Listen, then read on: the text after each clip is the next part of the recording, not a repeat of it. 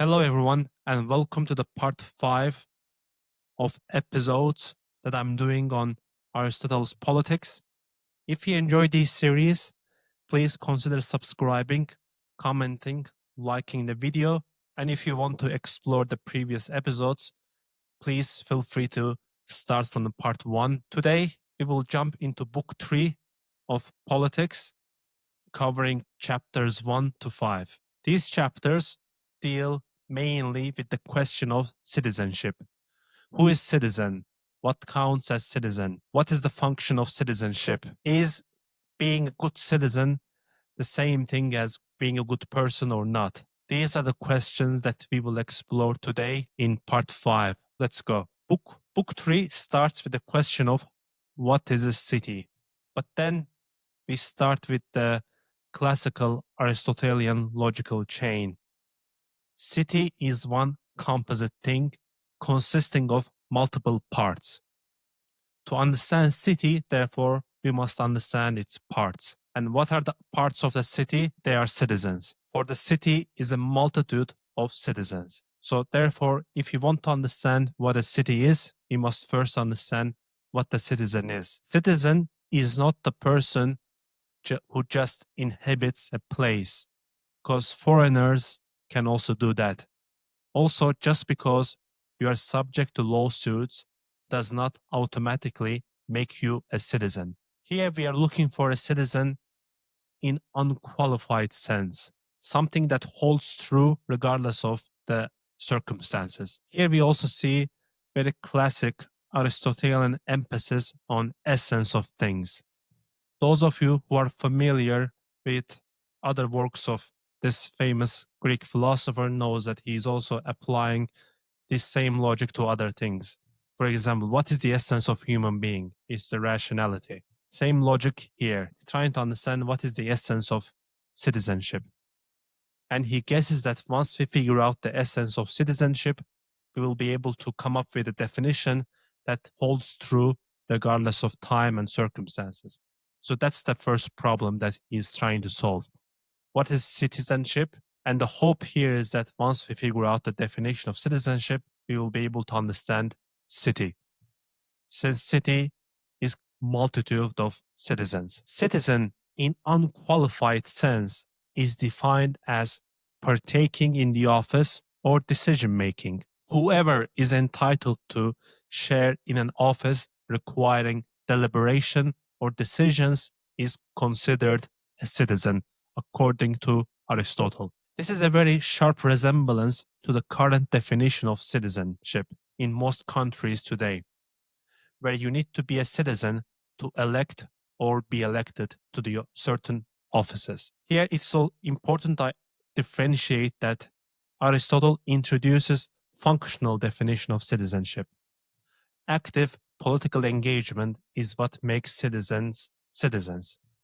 That is the essence of citizenship. If you can elect someone or be elected to an office, if you have this right, then you are citizen because you are participating in political life of the city. And that's what makes citizens different than other groups of people. But obviously, there are a lot of countries, there are a lot of regimes, there are a lot of different cities. And Aristotle, being a very empirical philosopher, scholar, polymath, recognizes this fact as well. So this citizenship, the concept of citizenship in practice, even though in its essence means political engagement, might be different depending on regime.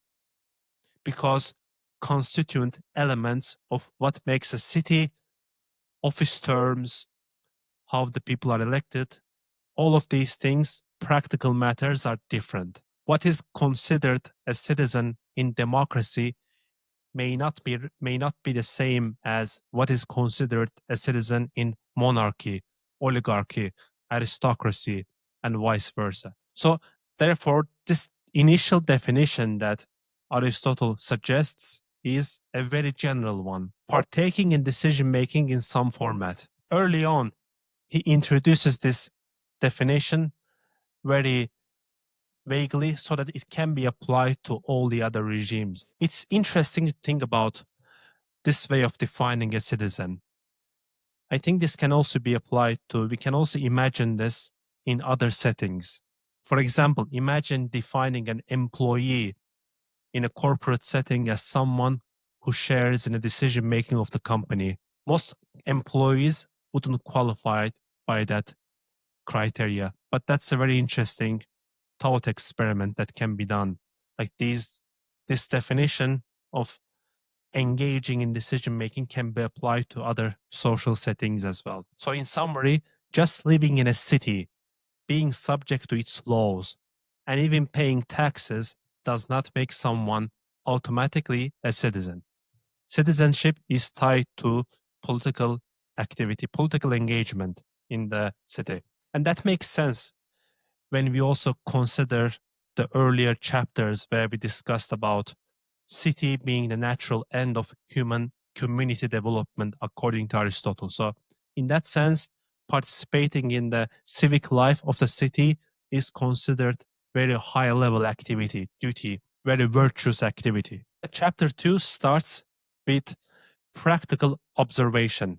Yes, in theory, in unqualified sense, citizen is someone that takes part in civic life. But in practice, however, and that's what Aristotle himself is saying based on his time, his observations in ancient Greece and surrounding areas, is that citizen is usually understood as someone whose parents are citizens. So hereditary citizenship rather than functional citizenship. So he proposes functional citizenship based on function, but he says in practice, this is what people usually understand by citizenship. And if you take a pause and think about it, this is even true, even after 2,500 years later, today. This is how citizenship is usually understood. That if your parents are citizen of a such certain country, then you are automatically a citizen. But if you look at the function, actual function, what makes some citizen different than the regular person is that you can vote, you can take part in elections, and so on. So these two parts, functional understanding, but also hereditary practicality, existed back in Aristotelian times, but also exist as of today. A very interesting question. But in practice, there's going to be a lot of disputes. This definition of citizenship is useful in legal way, hereditary definition. But what happens when there is a change of government, change of regime, where previously excluded people might become citizens? How these dynamics are managed in real life? We see here he's hinting at the different regimes, different types of government, because he's hinting at his later theories about regime types. Because in practice, citizenship is very complicated, and there is no one rule that applies to every circumstance. And maybe that's the reason, not giving spoiler early on, but later chapters of the politics deals heavily with different types of regimes and different circumstances that can be applied to every certain regime. If one person is unjustly citizen, is citizen unfairly, do they still count as citizen or not? According to Aristotle, they should, just because sometimes unjust rulers are also counted as rulers despite their injustice. Because he says that both citizenship and rulership are functional and not necessarily moral concepts. If you perform a role, then you are that thing. Might be uncomfortable reality, but he's saying that, okay, you may think that certain person, certain citizen is unjust, unfair, certain ruler is unfair, but that does not make them any less of a ruler because it's based on a function. You still have to recognize that person as citizen, ruler, etc., even if they are unjust. Genghis Khan, he was famous for his campaigns throughout the Middle Ages that killed a lot of people. Does this fact that he killed a lot of people change the fact that he was a ruler? Not. No, he was still a ruler. He was recognized as ruler. He was feared as a general. So in that sense, these functions and political community are functional. They are not really necessarily moral. Just because someone is bad person, you cannot say that, okay, you are no longer a citizen anymore because you're a bad person. But what happens when there is a regime change? Let's say from oligarchy to democracy. Can we say that the same city still exists? And are the obligations and identities of citizens still intact, or are they rewritten by the regime? If there is a regime change, can a citizen come along and say, my obligations no longer count because they were based on previous regime, and that regime was unjust? Here, Aristotle begins with the common sense assumption that he will later on test. A city remains the same as long as the people and place remain the same. Okay, we're no longer we are not necessarily accepting this, but this is just an assumption, common sense assumption that people take. So we will test this idea. Then he challenges this idea by asking, if the regime, the constitution that organizes the city changes, is it truly still the same city? Let's take a practical example. Kiev, Moscow, Soviet Union, 1980s. It was a different country, but then Soviet Union collapses and it's 1991. Is it the same Moscow? Is it the same Kiev? Or these cities are completely different because of a regime change, because of a change in socioeconomic system, or that inhabitants might be the same, buildings might be the same, but the city itself is different. If a city is a community, and specifically community of citizens in a regime, then we cannot rule out the possibility that the city will not stay the same when there is a regime change. A city is not defined by its soul or population or walls or number of people living in it, but by its regime.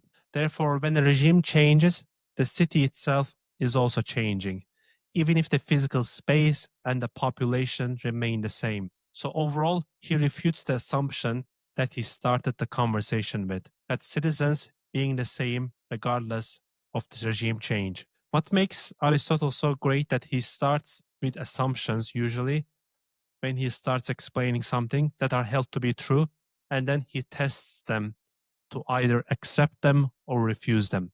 So here, what did we do is that we first started by the assumption city remains the same as long as the people and place remain the same. Is it true or not? But there is another characteristic that cannot be ignored: regime. When the regimes change, city is also changing because government is changing. Sometimes social, economic conditions, they may also keep changing. Next, we come to the question of good man versus excellent citizen. What makes someone a good citizen? Is it the same as being a good person, or citizenship is completely different perspective here? Remember how we started the conversation by saying that what makes citizen different than other groups of people is that taking part in an office, electing people, or being elected to the office. So that's the function, that's the essence of citizenship. There is whole another book by Aristotle, Nicomachean Ethics, that deals completely with this subject of what makes someone a good person. So I'm not going to explore this question a lot here. And in fact, in this book, Politics, it is not very much explored. So if you're interested, go read that book as well. In many cases, I would actually suggest reading that book first and then Politics second, because that's more relevant when you first start thinking about personal life, personal human beings, their lives, their ethics, and then jumping into the community, life of community. So it might be ironic for me to suggest that book first without even doing videos about that one, but I don't know. I just found politics uh, more interesting at this time. Doesn't mean that ethics is not a good book, but maybe in the future, if these ones get interesting, it's successful, maybe I will also do a series on the ethics as well, because that book is also very fascinating. It deals with a lot of topics about ethics, what is happiness, what's the purpose of life, what makes human beings different from the other living things, and so on. Okay, back to the politics. We defined earlier the citizen essence of the citizenship is taking part in politics, electing people, or being elected to the office. So that's the essence of citizenship. But what makes someone excellent citizen, good citizen? He gives an example about sailors. So imagine sailors sailing boat, like a lot of people on board. These people are individually very different people. Maybe some of them are very, very good people, some of them are very virtuous, some of them might be very bad people that have led very bad lives, immoral lives. But all of these people, regardless of all these characteristics, have one common goal: preserving the boat, preserving the ship, if it's, let's say, big ship. So that's their common goal, regardless of their individuality. That's what makes them sailor. So then he applies the same logic in the context of communities, city. There are a lot of people. City is composed of multitude of citizens. It cannot be the case that all of these citizens are virtuous people, good people. If that was the case, then the word virtue might not mean anything. If everyone was great, if everyone was virtuous. So all of these people have different characteristics. They are different personally, they have different talents, they have different skill sets. But what makes them different in the sense of cities is that they all want to preserve the city, community, ideally in a stable community. Is that they all want to see at the end of the day that this community survives. So that's the common characteristic of all these people. So the good citizen is not defined by some universal moral standard. Their virtue lies in preserving the regime, whether it is democracy or whether it is tyranny, whether it is monarchy, oligarchy. So there is a difference between moral functionality again and moral considerations. Good citizenship simply means preserving the regime, helping preserve the existing community. Whether that community is moral or not, that's a second consideration. So that's what makes a good citizen. Okay, but what about the good person? What makes someone a good person? A good person is virtuous in a universal and complete sense, not relative to any order, any political order, any community, or any external circumstances. Their character does not change with any shifts in community. Being a good person must be something complete and unchanging. But your virtues as a citizen might change if the regime changes. If you were living in a communist country, engaging in private ownership of business might have been seen as uh, it wouldn't be virtuous in that sense. But let's say the communism is gone. Now it's a free market economy. Does that rule still hold? No. So, what makes someone a good citizen changes depending on circumstances. But good person is universal, complete in a complete sense, in an unqualified sense. Again, if you want to understand what Aristotle means by a good person, who is a good person, he explores these details in Nicomachean Ethics, another great book that you can check out. Politics is mostly about regimes and different types of regimes. What makes city, what is citizen, etc. We define the good citizen, we define at least vaguely what is a good man, good person. Good citizen is someone that helps preserve the community regardless of the type of the community. And good person is virtues in universal sense, in a complete sense, regardless of the circumstances. Then the next question is, can they be the same? Can good citizen equal good person? Is there an overlap? Yes, in the best possible regime, there can be an overlap. The good citizen and good person can be the same because in the best possible regime, laws reflect virtue and rulers are selected for moral excellence. But that's rare, doesn't always happen, because most cities are full of mixed citizens, not uniformly excellent individuals. You cannot ensure that all the people in the city are virtuous 100%, confirming all the moral standards. Good citizen should know how to rule and be ruled in turn.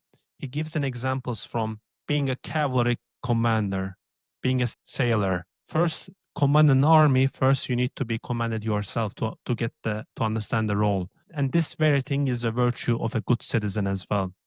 How to rule and how to be ruled in turn. What are the key takeaways from here? I think Aristotle here is forcing us to separate loyalty from goodness. You can be loyal to a regime that is flawed and help preserve its laws.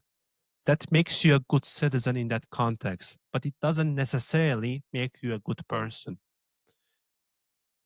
There might be an overlap as well. If the regime is good, if you help preserve it, then that means you are also doing it as a good person.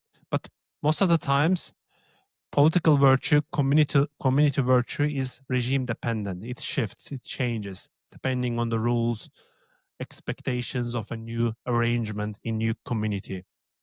But moral virtue is not. It's universal. So this tension between loyalty versus integrity. When he also asked this question of is the same is a good person necessarily a good citizen? Can they it be it's also the question of can you be loyal and person of integrity at the same time? So if we apply that logic here we can also say yes, you can be, but that doesn't guarantee. Just because you're loyal doesn't mean that you are person of integrity or you're good. You can be loyal to bad things, immoral people too. But overlaps might be happen. That's the best case scenario where you're also a good citizen, but you're also a good person. Virtue of a citizen depends on the regime, while virtue of a good person is unqualified. There are several types of regime. Hence, the virtue of the regime depends on the type of regime. Virtue of a good citizen is about preservation of the regime, whether this regime is morally good or not. And this is possible, but that does not make them automatically morally good people. Therefore, in most cases, good citizen does not equal good person. You may be a good citizen in a morally unjust community, following rules and everything, but that does not make you automatically a good person. Because being a good person must be something complete and unchanging. But your virtues with regard to citizenship might change if regime changes. That's more about the tension between a good person, what counts as a good person, and what counts as a good citizen. Another interesting topic that is explored in chapter 5 is that who ultimately can be considered a citizen at the end of the day. If a person lives in a city and contributes through labor or craft, but doesn't participate in ruling or deliberating or decision making, can they still be considered a citizen in a full sense? Think about workers who pay taxes, who follow the rules, but they are excluded from electing and everything. Do manual laborers count as citizens? According to Aristotle, the virtue of a citizen, namely knowing how to rule and be ruled, requires time, education, and freedom from necessity. Laborers and craftsmen often lack the leisure of this. Even if they are legally citizens in some regimes, they don't possess the virtue of citizenship. Only those with leisure and freedom from necessity can fully engage in decision making, in deliberation, because they have free time. Otherwise, they just spend their times working, trying to stay alive, trying to make the ends meet. So they don't have a lot of time left to deal with these matters. If your whole consideration is to make sure that you will have a bread tomorrow, then that's your goal. Work, get money so that you can buy basic food. You do not really care about electing, being elected, and so forth. So that's the important concept. Yeah. So first, there are certain needs that needs to be met first for you to be free to engage in decision making, deliberation, and everything. Only those with leisure and freedom from necessity can fully engage in politics. But then he goes along and says that in practice, this question is answered differently depending on the type of regime. So it's important to understand we are talking about the virtue of citizenship, not the practicality of it. So there are, of course, in every case, in practice, there will be multitude of arrangements, community arrangements that will have very different rules and everything. But the question here is that do they possess the virtue of citizenship? Overall conclusion is that depending on the type of regime, the virtue of a good person, an excellent citizen, can be same or different. But even if it's the same, it is same usually for the rulers, because rulers are expected to be good people, because that's why they are rulers. Yes, they need to possess the moral excellence. For Aristotle, citizenship isn't about where you live. It's about whether you help rule. And to rule well, to engage in decision making, deliberation, you need freedom, leisure, and education. Freedom from necessity. You need to have your basic needs met at first for you to be fully engaged in these other matters. And not everyone in practice qualifies for that. It's very interesting to consider when he says that, okay, usually good person and good citizen, these two things are very different. Good citizenship is dependent on the type of community, type of regime that a citizen is living on, and the main important thing there is the preservation of the regime, which a person does by following the rules, by following the expectations and everything. So that makes someone a good citizen. A good, but that's not the same as good person. Good person is a good regardless of anything else. There must be certain moral universal standards that can be applied broadly to everyone, and we can judge whether a person is good or not by these standards, not by whether the person follows the rule, follows the law or not. So there might be cases, and I believe in history you can find a lot of cases. For example, if you are in Nazi Germany and you don't follow the orders, so in that scenario, probably you're not a good citizen, but you're a good person. So there are a lot of different uh, arrangements, different settings, depending on the context. There will be a lot of mixture of these things, like these dynamics. Yes, there will be overlap in best regimes, and that's a good news actually, and that's the ideal scenario where a good person is the same as a good citizen, but that's not guaranteed. Doesn't happen automatically. But even if it doesn't happen, at least rulers have to follow this rule, where they are also good people. They are good citizens, but they're also good people. And best regimes usually promote the virtues that make people good people. That's the purpose of community. That's the purpose of law.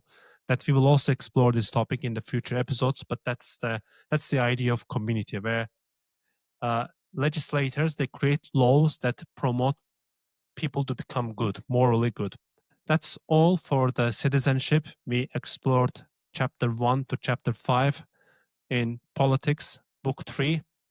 It was mostly about what counts as citizen, what is good citizen, what is good person. Are those two things the same things or are they different? We found out that they are different. There are also overlaps. If that overlap happens, that's a good news. But in practice, it's not always the case. Maybe what is really interesting to consider here is to how can you relate this to the other settings as well, not only uh, to the community, but also other settings as well. For example, good employee versus good person. Are those two things the same things or not? Good soldier versus good person.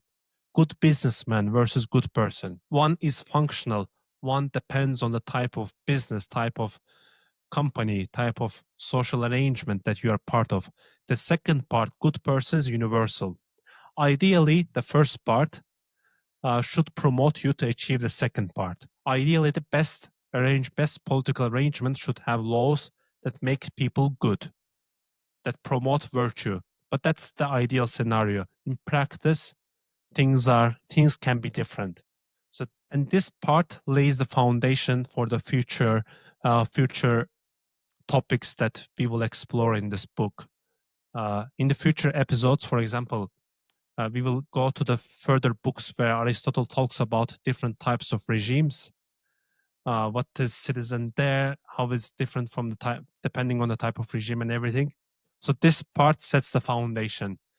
And throughout this part, you may also notice how much we are making reference to the types of regimes. And that also serves as a justification for why then Aristotle talks about different types of regimes: monarchy, oligarchy, aristocracy, democracy, polity, and how they are different from each other. but we will explore that in the next episodes. I always say maybe that should be a correction, book written by Aristotle, but if we look at this from historical perspective, most likely this wasn't a book written by Aristotle in a sense that it would serve as a purpose of being published, mass published to the people. What most likely happened, most historians agree, is that books of Aristotle that we say, they were probably university lectures noted down by students and then preserved and then came to us in the form of one complete book. Okay, thanks a lot for watching. If you enjoyed this episode, please like, share, comment, subscribe for future ones. I will try to make them more often. I know I haven't been doing it a lot in the past few weeks.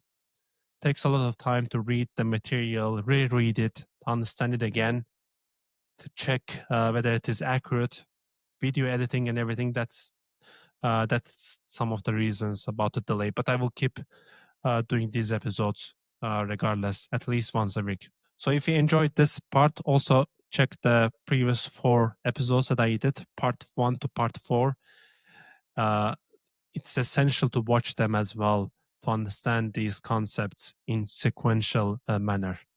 But thanks a lot for watching. I hope you enjoyed it, and I'll see you next time. Bye.